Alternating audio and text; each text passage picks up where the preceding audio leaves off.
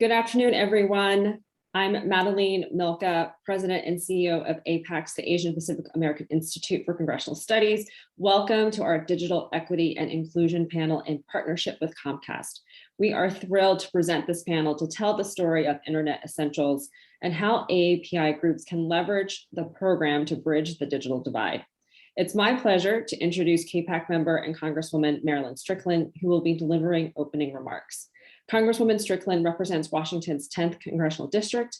Born in Seoul, South Korea, she is the first African-American to represent Washington state at the federal level and one of the first Korean-American women elected to Congress in its 230-year history.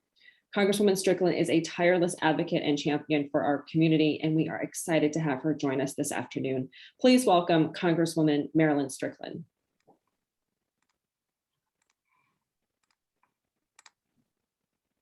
Hi, this is Congresswoman Marilyn Strickland from Washington State, and I'm proudly here today to welcome you to the Digital Equity and Inclusion panel hosted by APAICS and Comcast.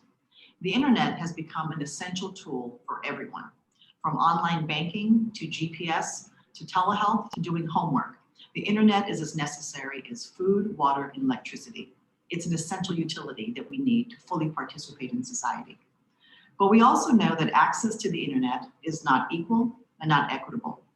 Comcast has invested over 90 lift zones throughout Washington state already, and they provided free internet access at community centers, churches, boys and girls clubs throughout the entire state since the start of this pandemic.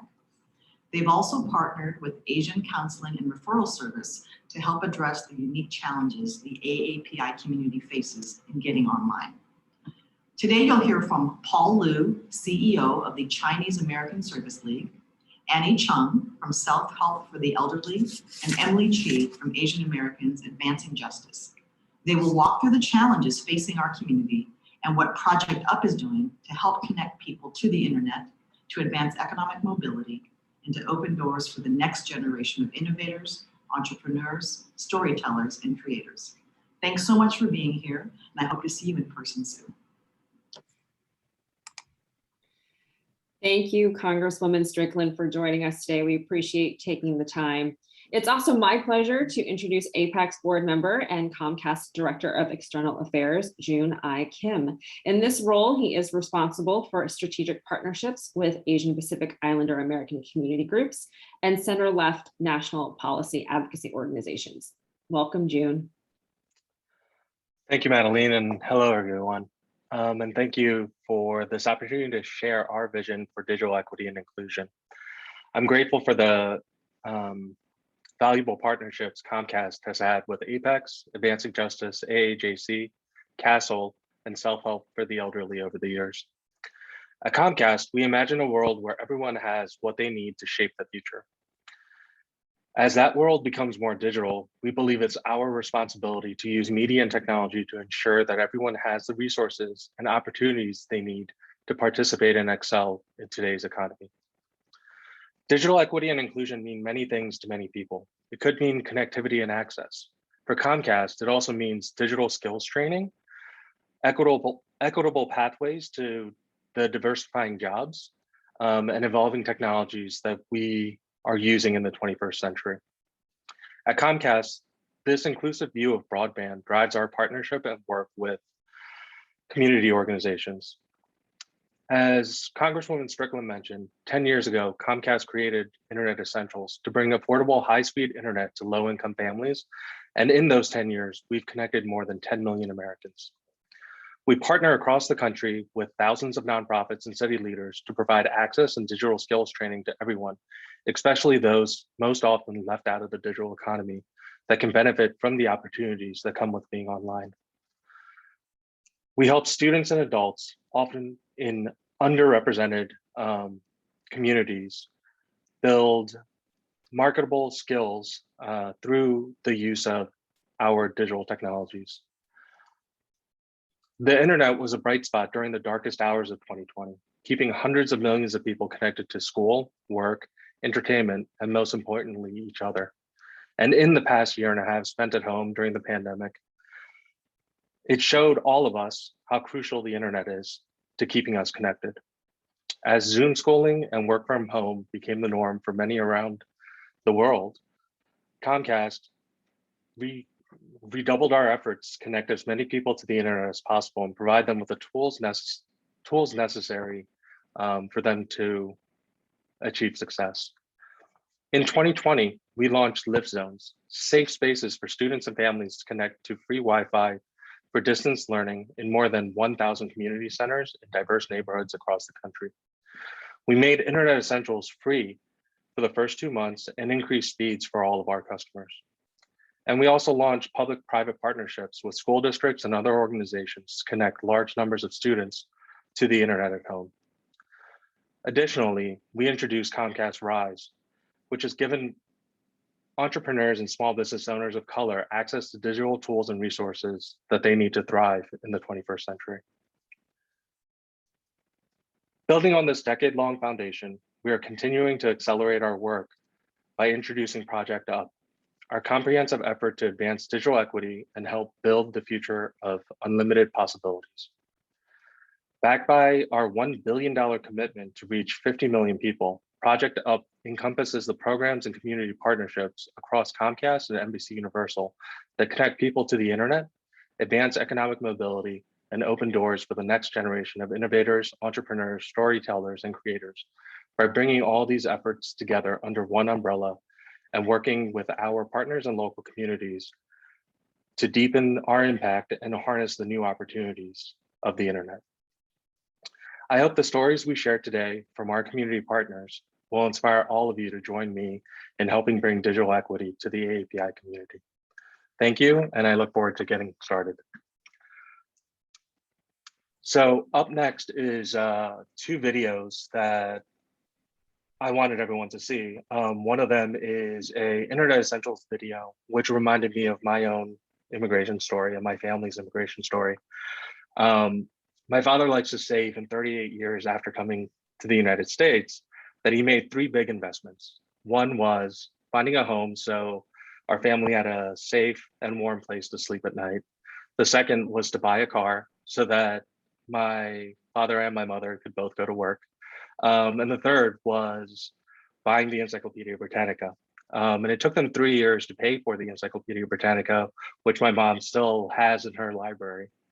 But this, the first video kind of brought back a lot of those memories. And the second video is an introduction of some of the work that Self-Help for the Elderly has been doing in San Francisco with the elderly community, with the elderly AAPI community, in trying to help them get connected to the internet and build digital equity and inclusion.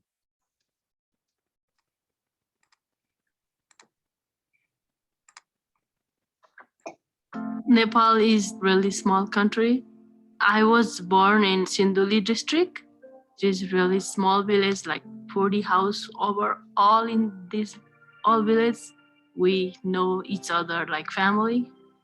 Everybody has land, they grow their own food, but you don't need really money to survive.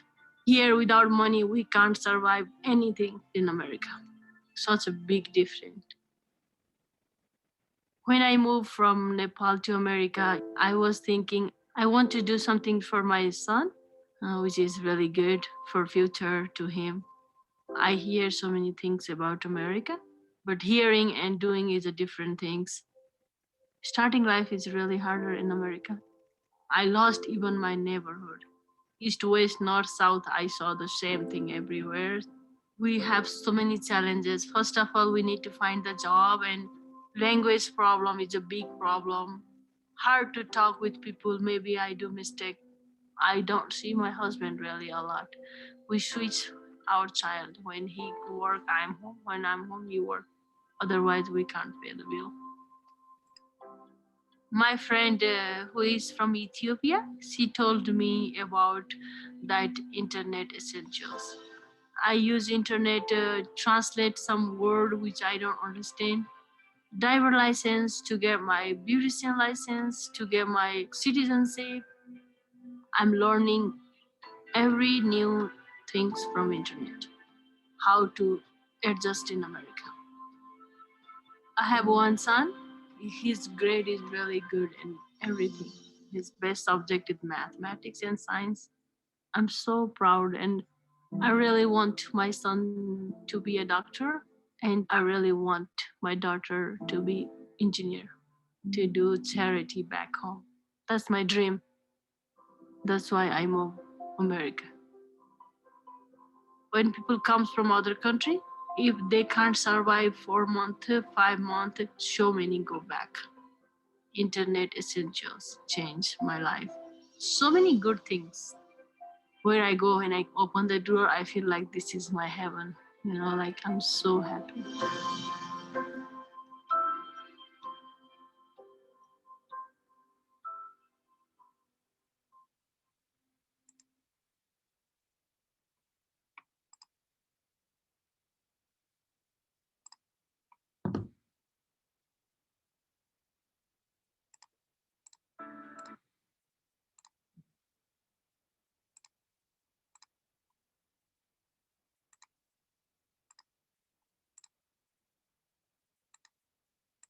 My son gave me the laptop about 2 to 3 weeks ago. I bought my laptop class and asked how to open it, switch it on, how to turn it off. Very amazing. When Comcast announced that there's that Internet Essentials program, a lot of seniors make calls to our staff asking to enroll right away. In my old age, I want to learn something more, and I want to prove that I still can learn something. I think the combination of not understanding the relevance and largely fear has caused some people to be reluctant to go online. Our goal at Connect Safely is to help people understand that they can go online with relative safety and take advantage of all this great technology. Self-help feels the joy that our seniors have when they are connected, when they look forward to each day, look forward to connecting with friends, and look forward to learning something new every day.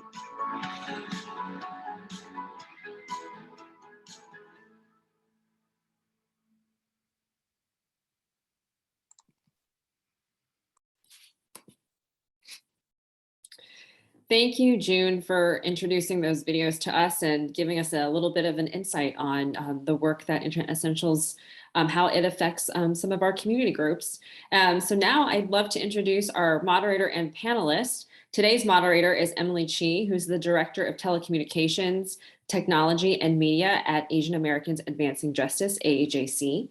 And in this role, she is responsible for developing and providing public policy research, strategies, analysis, and education on telecommunications, technology, and media diversity. You had a sneak peek from the Congresswoman about who are the panelists, but let me introduce them for you today. We have Paul Liu, who's the Chinese American Service League's Chief Executive Officer. He is a nonprofit advocate committed to building organizational capacity for mutual assistance associations, MAA, in the greater Chicagoland area. And also with us today is Annie Chung. Annie is the president and CEO of Self-Help for the Elderly, SHE, a community-based organization for mostly immigrant and monolingual Asian seniors. SHE began as part of the Federal War on Poverty Initiative in 1966, and now serves 40,000 plus seniors in San Francisco, San Mateo, Santa Clara, Alameda, and Contra Costa counties. Please welcome Emily and our panelists. Thank you so much to APAICS and Comcast for gathering us today on this really important issue. I think we've already seen from the videos, but I'm sure we all have experienced personally through the pandemic how more than ever access to broadband, technology, and the equipment that's necessary to keep us all connected is more essential than ever. I'm really excited to have Annie and Paul here today because they're folks who have been working really tirelessly to get our folks in our community connected even before the pandemic, before folks realized how important this is. So I'm really excited to have this conversation with them today about what digital equity and inclusion really look like in person at the community level. So we've already gotten a preview from the video about some of Annie's work with self-help for the elderly, but I'll turn it to Paul first to tell us a little bit more about the Chinese American Service League and the work you all do to further digital equity and inclusion for our community. So Paul. Thanks, Emily. The Chinese American Service League, or better known as CAS around the country, we are 600 strong with caring professionals and trained professionals to serve our Chinese API immigrant communities in the Chicagoland area. We're an agency that's about 40 years old, and we really do two things every day. Is inspire hope and providing opportunities to the ones who need us most. And it's everyone from the ages of 6 months to we have clients and family members who are over 100 years old. And we have a slew of programs and services that really serve the entire family. So everything from childcare services to after school, legal services, housing, financial empowerment, to culinary arts, and of course, one of our main supporting programs is serving our seniors and elderly population for adult day service, in-home services, and we even have affordable senior housing for our families and clients. Emily, just to answer the second part of the question is how we here at CASO are working to further digital equity.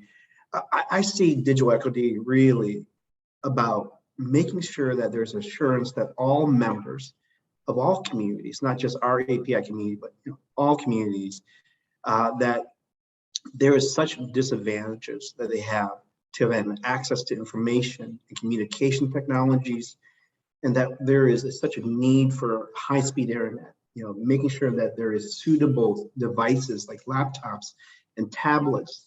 And then finally, and more importantly, is so how do we educate digital literacy and training within our community? And for us to go about achieving digital equity, it is so important in the API community, because as one of the largest community in the country that's soon, by within the next 20-25 years, will be the largest community in the country, we have to assure that all our family members, every household, has the ability to be self-sufficient, because today, without being able to do that with technology, it's virtually impossible to function in this country. So here at CASO, every day, we provide educational access to technology to our young people. We work with Comcast, and we're extremely thankful for their support through the Lift Zone program. And also, most recently, Comcast donated over 100 laptops to our young people, to our seniors, so that they can utilize the services in our organization, in our buildings, and also at their home. We also provide digital literacy programs outside of CASO. And then finally, we do vocational trainings to our adults who are looking for a transition in their careers or jobs. And then we have weekly Microsoft trainings for our elderly population in our senior homes. So we're doing a lot here, but we couldn't do this without Comcast and their leadership. Thank you so much, Paul. I'm hearing that, it's not just about access to internet, but having the equipment and then also the focus on literacy to make sure that folks are able to use the internet to the best of their ability to really amplify every part of their life. And I think you bring up a really good point, which is, access to internet is so important because it really is now essential for every part of everyone's life. So really appreciate you sharing some more detail on what your programming looks like.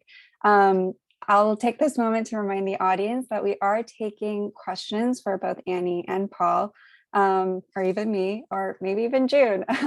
So if you have any questions, please drop that in the chat.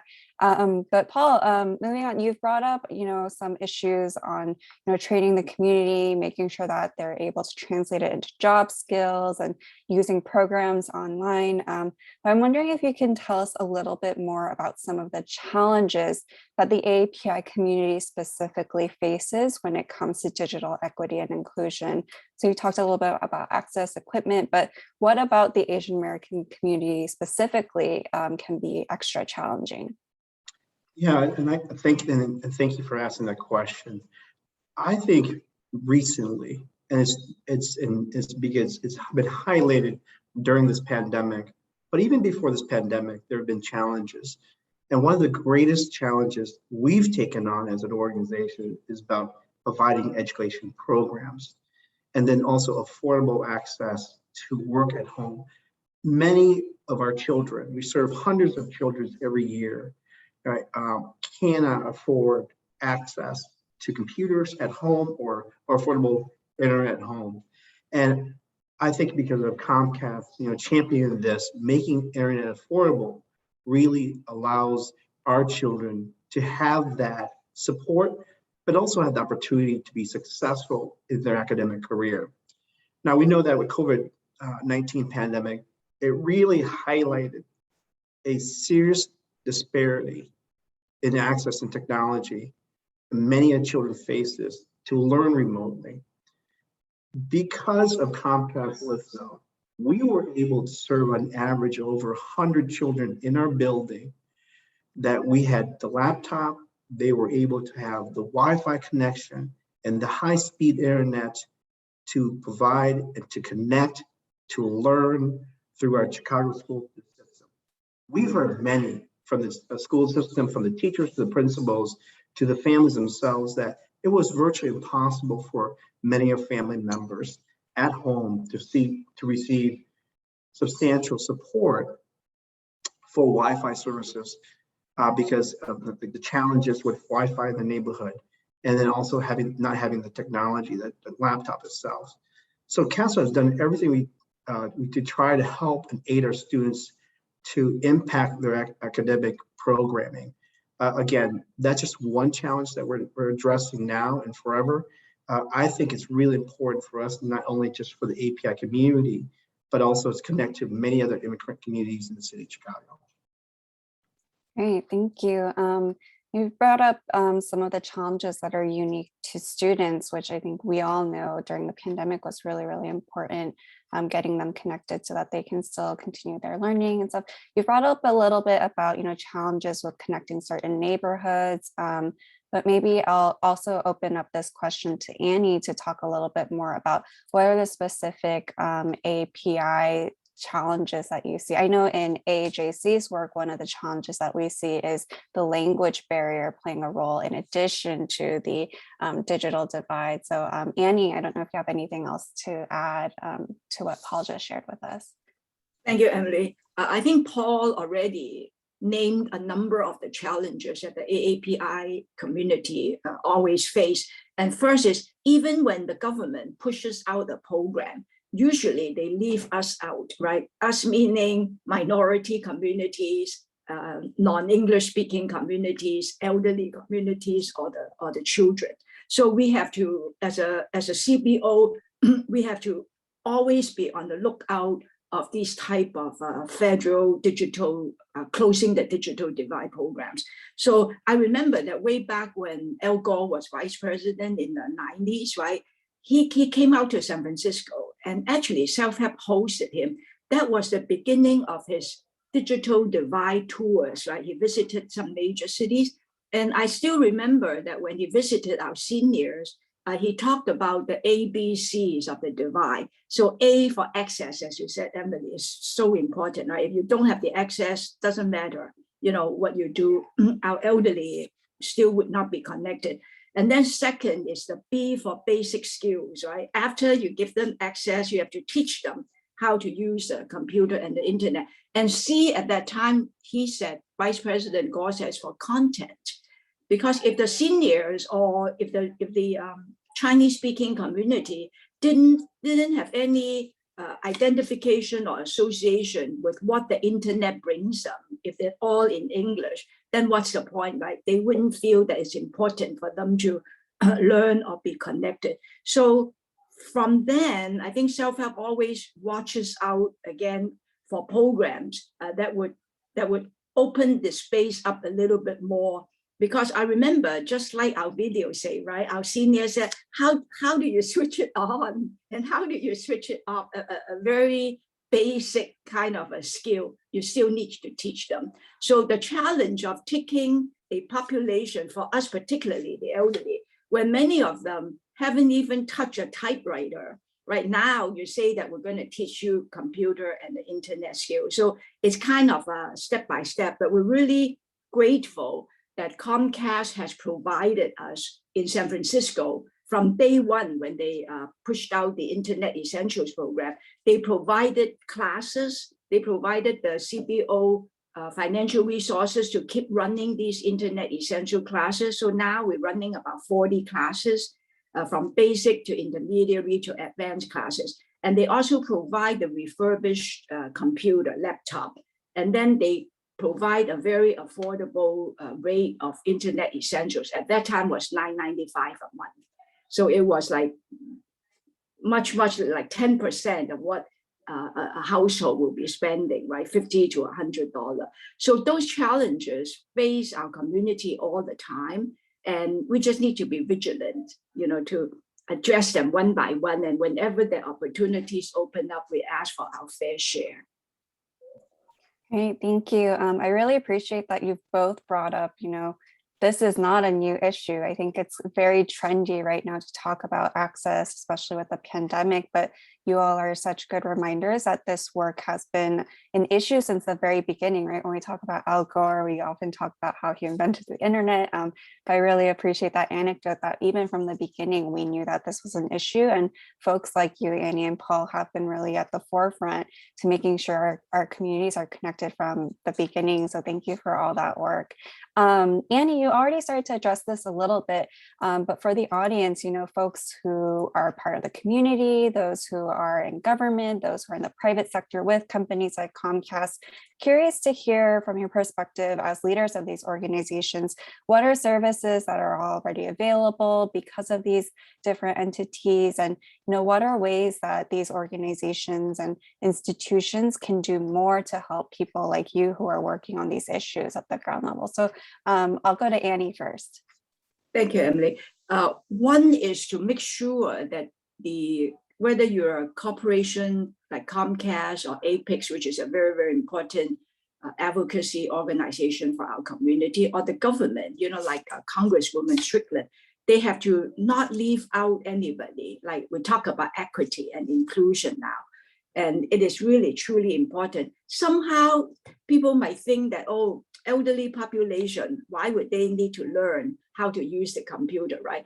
But the pandemic, just like Paul said, really underscore the importance of being connected. Can you imagine if our elderly don't even know how to connect, to talk to family, talk to us, or go on to our Zoom classes that offer from Tai Chi to line dancing, that make their shelter in place a little bit more tolerable. So we're very grateful that corporations, government units, and really large organizations, when they think about bridging the digital divide, they have everybody in mind, from the young people to the older adults to elderly, from the rich to the poor. Like even though my seniors might be on $1,000 SSI income, but still there's a lot of things that they could do with the internet skills, like booking the doctor's appointment, using it for telehealth. We could teach them, but if they're not, if they don't want to learn it from 10 years ago, it would be hard, right, to teach them all at once. So I think that another thing that I would advocate for is continuous support, so that sometimes, you get grants that are maybe 1 year or 2 years or maybe 3 years, right? I remember some of the broadband grants were like that. But after 3 years, 5 years, then all the funding stopped. And then you have to begin all over again, because when it stopped, then you can't hold any classes. But one very, very unique feature about Internet Essentials with Comcast is ever since they set up the Internet Essentials for seniors, they have not stopped providing us an annual financial support to hold these classes. That's very unusual, right? For 10 plus years, our seniors are always able to come and depend to take classes that take them through all of the skills. And we talk about the internet security, right? Very, very important. So there's a regular kind of set of classes, and also taught bilingually in different languages like Chinese and Vietnamese for us. And so I think that those are very, very helpful. If I can jump in there also, and I think Annie did a wonderful job expressing and answering that question. I think it's first and foremost for the corporations, such as this great leaders of Comcast, is to provide the sustainability of program support, as Annie mentioned. To support a program for seniors for a decade is essential.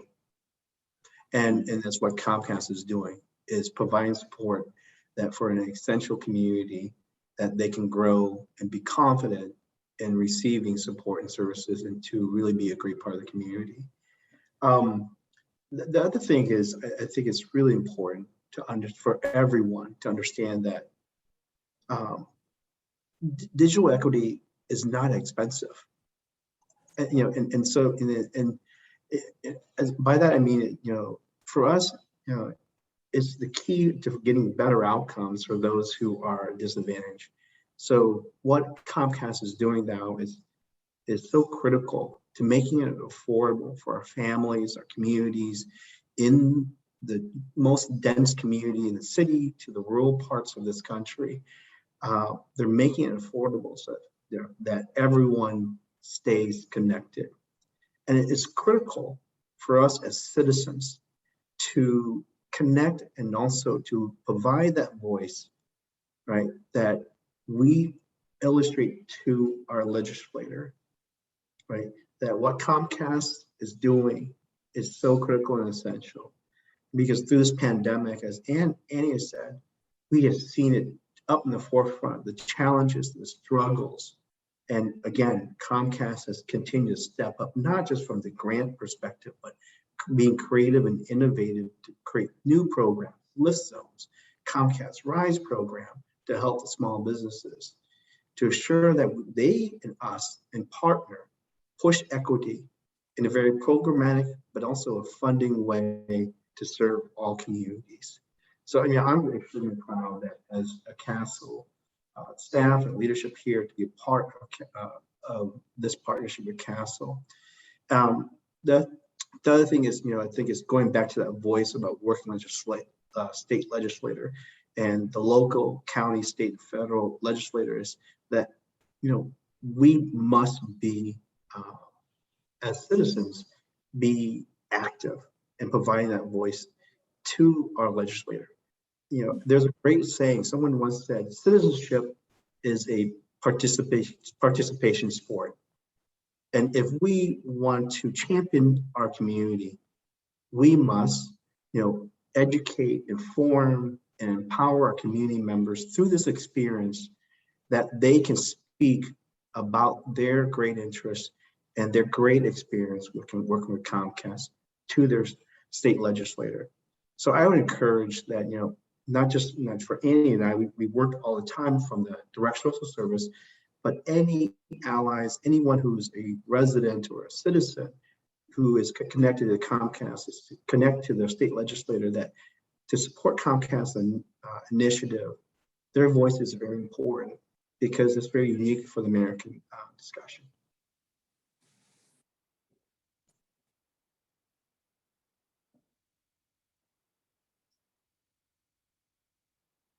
I think, Emily, I think you're on mute. Oh, sorry. Thank you.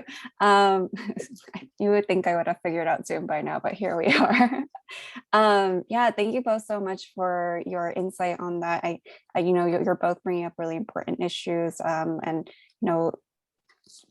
discussing how entities like Comcast have made a tremendous difference, but also, Paul, really appreciate your point about, continuing to advocate for our communities with legislators. And I'd be remiss not to mention that because of advocacy to our legislators from community members, from Comcast-like companies, we do have the emergency broadband benefit right now, which is a COVID relief benefit where low-income families and those who have been negatively affected by the pandemic or those who qualify for Pell Grants are actually able to get a subsidy from the federal government to use on services like Comcast Internet Essentials or other plans. And that's an ongoing issue that I know Comcast is really dedicated to making sure that it's a permanent broad subsidy. Since you and Annie have both brought up that it's really important to remember that this isn't a pandemic only issue, but really the internet is essential throughout, hopefully a post-pandemic life that will be coming very soon. So I'll remind folks that we do have a Q&A open for Annie and Paul. But in the meantime, I'd like to ask you both one more question, which is, we hear about how important this is. We are hearing from you about the general positive impact it has on our communities. But I'm wondering if you have any anecdotes, that are personal about the impact that you've seen with an individual or with a specific community and how it's made a really positive difference in someone's life. One thing that comes to mind for me is I know if we didn't have connections to internet and the ability to connect with our seniors with the vaccine signups, it would have been tremendously more difficult to get our elderly population signed up for early vaccines. So that's one that I know comes to mind for me, but I'll pass it to Annie first to share any anecdotes you might have about the goodness that it creates for the community. I think that the biggest joy, as our video showed, that after the seniors take their internet essential classes, then they went off to have lunch together. And then after we taught them how to do, let's say cards, greeting cards, right, through with the internet apps, then they made it and shared it with each other, send it back to China and say, this is my grandchild, like you will see the smiles really from ear to ear. I'm sure Paul has stories just the same, that how the internet have brought them joys that they never even experience. One of our senior, his name is Gordon. So he came from the beginning to learn about how to use a laptop and then some of the programs, right? But he's very, very smart. And gradually, after a year, he became our teacher's aide. He assists the class because sometimes our class would be 30 seniors, right? And one instructor is kind of sometimes pretty hard. So Gordon would come in and be the teacher's aide. And after another year, he became our instructor. So it's kind of like a step-by-step, and he's just a wonderful example of how important it is for us to bring this part, really of it's a utilities. It's almost as important as telephone and your electricity and gas, right? If you're not connected, there's a lot of things that you are missing. Yeah, so that's a story that I would like to share. Yeah, it's a wonderful transformation of Gordon's life. Yeah. Thank you, Annie. And Paul, I'm sure you have some great stories as well. Well, Annie has a great transformation story, and I do too. And it's not just one individual, one group. I would share that we have a story here where each and every year we have 100% graduation from our senior class, and we're extremely proud of that. Graduating 100% from high school graduating seniors, and 100% of them go to college. And we're extremely proud of that. And our staff would not be able to support all those seniors without Comcast. And we can truly say that because I hear from our managers, our coordinators, our directors, because during the middle of the pandemic, we had so many children come to Castle as early as 7 o'clock in the morning because they had challenges with the English language from school. So they're studying remotely. So our staff is here early in the morning, educating and teaching them and tutoring them through the CPS, the Chicago Public School System, online. And without the lift zone, our Wi-Fi capability would not have been able to do that. We had hundreds of children in this building. And our seniors were having challenges at home, taking classes, getting kicked off because of the challenges of the internet at home, and they're applying for school. So when they came to Castle, because of Comcast and the stability and the sustainability that they're providing for our program, our children, our high school students will apply for college, understand to take practice, ACT, SAT, passing exams, and so on and so on. They were able to manage and be able to apply for school and be very successful. It's just one example, many. Annie has a lot of stories. We have a lot of stories with seniors too. But again, extremely thankful for Comcast for what they're doing with our organization. Right, and I think I can speak on behalf of everyone when we say we're really thankful for the work that you all do. I think hearing the stories you just shared, it's obvious that, it's not an exaggeration to say the work you do, the services Comcast provides are literally life-changing. It's a great reminder to hear about, the individuals that we're working to serve and all the positive change you've seen. So definitely thankful for that. I think we do have a few audience questions. So one question we have is, Paul and Annie, are your organizations accepting referrals? So I think this is probably a question in reference to, are you serving more community members as clients? But maybe I'll add on a question, which is for those who are listening with us today who want to get more involved in some of the work that you do, how can they get more information? Maybe I could start and then Paul could add to it. Yes, the magic of the internet is now we could accept people to join our various online programs, like wherever they are, sometimes as far away from Hong Kong or China, if the topic is interesting, right, to them. So anytime that we do health topics, some sort of a self-care type of internet classes, they're always very well attended. So the short answer is yes, we take referrals, it's free, no charge, and you could come to our website and just join. We have a schedule of over about 100 offerings. Internet essential classes, we run 40 of them a year, and sometimes skills related, sometimes just teaching them fun things. And the next round will be teaching seniors to do online banking, because we understand that there's a lot of anti-Asian hate incidents are targeting seniors while they are lining up on the first 3 days when the checks arrive in the banks, and then they have to take out a lot of cash.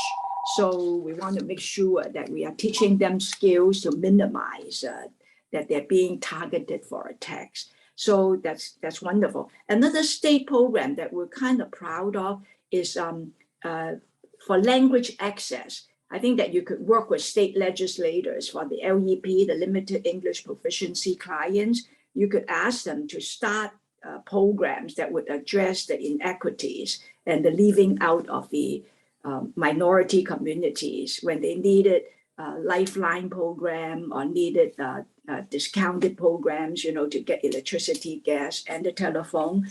And so we have a state CPUC funded program that allowed us to do that. And we have 33 CBOs that are in our network that provide this type of language access service for telecommunications and the utilities field. Yeah.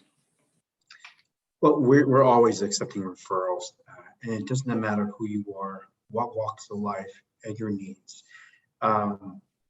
We, again, just like Annie and other many CBOs around the country, especially API organizations, many of us provide comprehensive services to our community. What the internet and with the support of Comcast has done for Castle is that, and through this pandemic, is actually expand and help grow our impactful programs and services in our community. And then also out of our community, out locally from the Chicagoland area and even into other states. And I'll give you a wonderful example is our adult education program. And so we have many seniors and many older adults who take our adult language program.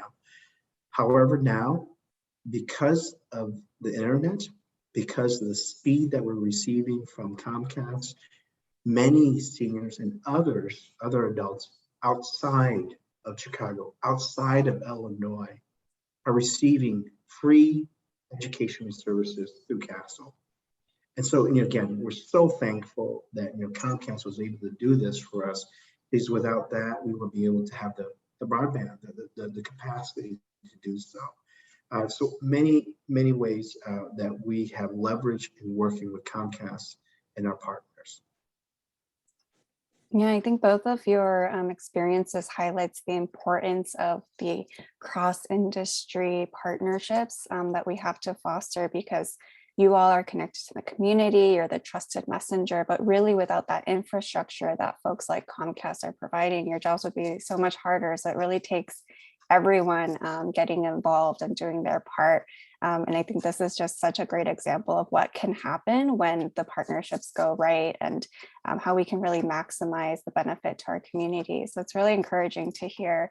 One other question that we have from the audience, I really like this question, is looking forward to 2022. So you all have told us about the great programming you've done for years now, how you responded during the pandemic. But when you think forward for your organizations and the future of digital equity, what are some goals that you have? What are some new programs that you hope you can someday establish? If you know you could dream for 2022, what are some things that your organizations would like to see on the digital front? Paul, I'll start with you if you have something top of mind. Sure, I can share a few points. I think the first one is, and we're extremely proud to be one of 3 anti-API action center with partnership with the Asian American Foundation in the country. So CASEL is one of 3. There's one more in New York, one in Oakland, and we are the one in Chicago. Although it's related to hate crime and hate crime prevention and education, we can leverage our digital support to educate, not just with our own community of families we serve, but throughout the Chicagoland area. And so if we're able to leverage that through the internet, I think we can reach so many more families and so more allies in support of this new initiative at CASEL. I think the other thing is, we're rolling something that's really big coming out of CASEL. It's about making sure that we have the data to provide a larger voice for the API community. I think many of us know that the Asian American organization received about 20 cents to $100 from private foundation between the 2014-2018. And that's really called to function at 20 cents to $100.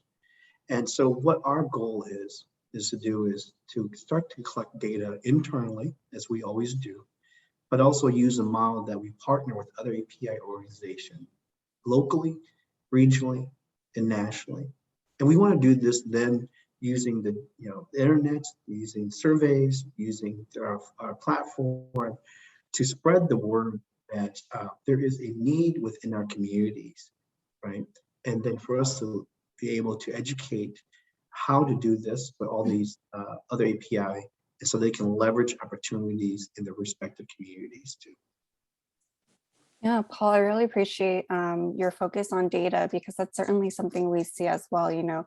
To start to address the digital divide, we need to actually understand what it looks like for our communities. And we often don't see Asian Americans included, and we certainly don't see as much disaggregated data as we'd like to see. So great to hear you all are focusing on that for the next year. Annie, what about self-help for the elderly? What are you looking at for 2022? We are actually, the pandemic brought us a lot of pains, right? And really anxieties for our seniors, but it also brought opportunities, because our governor had just pushed out a digital inclusion program that allows self-help to apply for about 300 different types of laptops, iPads, a combination, to then pass it out and provide training to our homebound seniors in the coming months. Probably will go on into next year. So that's unusual that we have such a large program, all at once, that we could address the homebound frail seniors who stay at home, that could get on the internet to help them.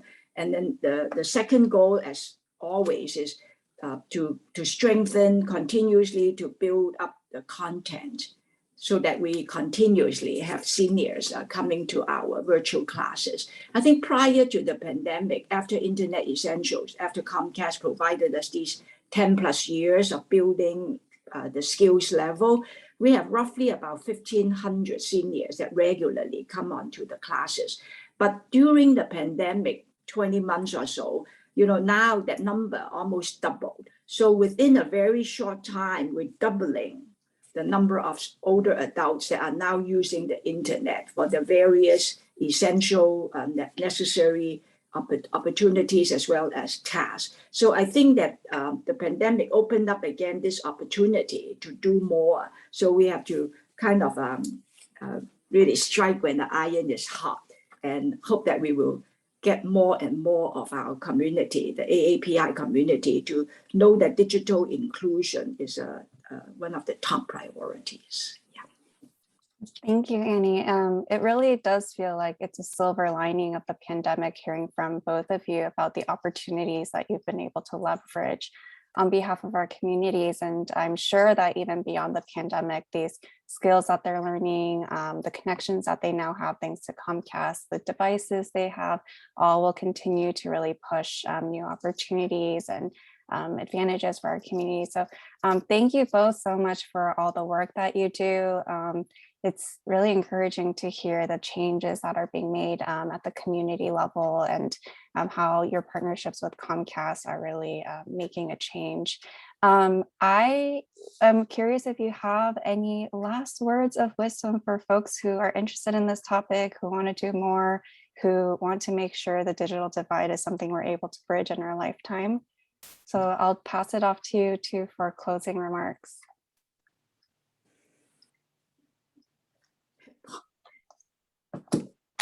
I could jump in there. And I think it goes back to about having a voice.